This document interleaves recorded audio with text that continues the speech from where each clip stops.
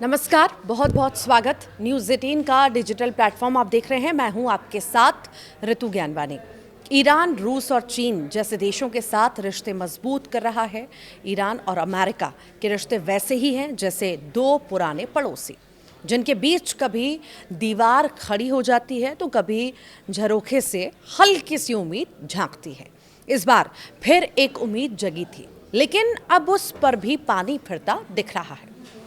Iran के सर्वोच्च नेता अयातुल्लाह अली खामेनी ने सोमवार को कहा कि जब तक अमेरिका इजराइल का समर्थन करता रहेगा, मिडिल ईस्ट में दखल देता रहेगा और अपने सैन्य ठिकाने बनाए रखेगा, तब तक ईरान अमेरिका के बीच दोस्ती नहीं हो सकती।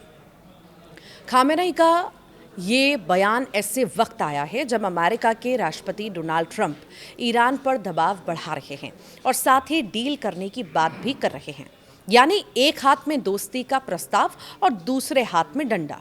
लेकिन खामेनी ने साफ कर दिया है कि तेहरान अब आधे अधूरे भरोसे पर कोई समझौता नहीं करेगा।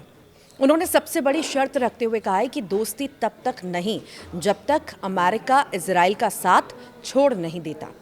साफ है कि ईरान के लिए अमेरिका और इजराइल की दोस्ती सबसे बड़ी बाधा है। ट्रंप ने खुले हाथ वाली पेशकश की है। देखिए, अक्टूबर में राष्ट्रपति ट्रंप ने कहा था कि अमेरिका ईरान के साथ सहयोग और दोस्ती के लिए तैयार है, जब तेहरान इसके लिए तैयार हो। उन्होंने कहा था, हमारी दोस्ती और सहयोग का हाथ खुला है, लेकिन सवाल यह है कि जब एक तरफ अमेरिका दबाव बढ़ा रहा है, प्रतिबंध जारी है और दूसरी तरफ खुले हाथ की बात हो रही है, तो ईरान इसे कैसे गंभीरता से ले ले। खामेनी का बयान इसी और इशारा करता है। परमाणु वार्ता बीच में अटक चुकी है। दोनों देशों के बीच 5 दौर की परमाणु वार्ता हो चुकी है, लेकिन किसी निष्कर्ष तक नहीं पहुंची है। बातचीत में सबसे बड़ा मुद्दा यूरेनियम संवर्धन का है। अमेरिका और उसके सहयोगी चाहते हैं कि ईरान अपने यूरेनियम संवर्धन कार्यक्रम को एकदम से रोक दे, ताकि परमाणु हथियार बनाने की संभावना पूरी तरह खत्म हो जाए।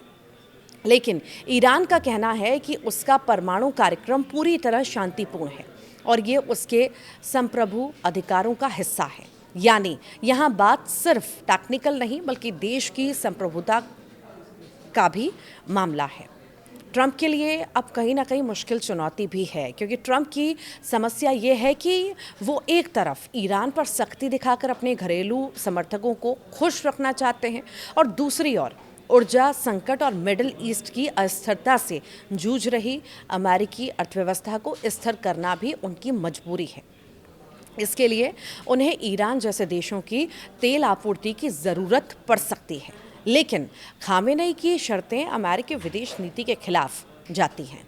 यही वजह है कि ट्रंप के लिए इन शर्तों को मानना लगभग नामुमकिन है।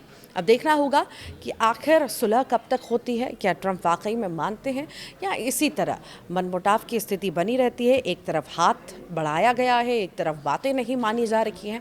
अब देखना होगा आगे ट्रंप क्या कुछ करते हैं, क्या कुछ कहते हैं। आप क्या सोचते हैं, ज़रूर बताइएगा कमेंट बॉक्स में। नमस्कार।